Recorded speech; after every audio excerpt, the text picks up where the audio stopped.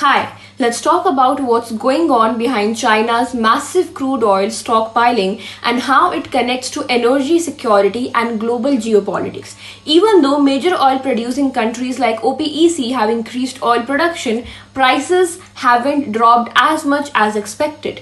And that's mainly because China, the world's largest oil importer, has been buying and storing huge amounts of crude oil. According to reports, in the first 9 months of 2025, China added nearly 160 million barrels of crude oil to this storage that's worth more than $10 billion. These purchases were made both by the state-owned and private refineries in China. Now, why is China doing this? It's about energy security. Crude oil prices have been relatively low, mostly below $70 a barrel since April. So China is taking advantage of this to fill up its storage tanks while prices are down. Currently, about 40% of China's total storage capacities is still empty, meaning there's a lot of room left for stockpiling. Experts believe China might continue buying oil as long as prices remain low. Basically, it's preparing for the future, stocking up now so that when prices rise or supplies drop, it can rely on its reserves. Now, geopolitics also plays a big role here.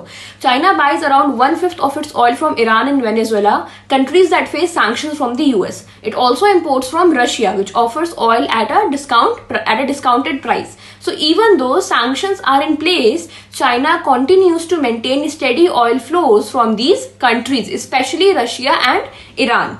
Another factor is the US-China trade tensions. The US need to supply China with a lot of ethane and propane, which are key for China's petrochemical industries. But when trade tensions rose, those supplies dropped.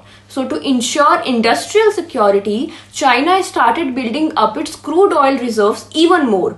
Analysts say China will likely keep stockpiling oil into 2026, especially because the global economy is uncertain and the country wants to reduce its dependence on foreign countries' foreign energy supplies.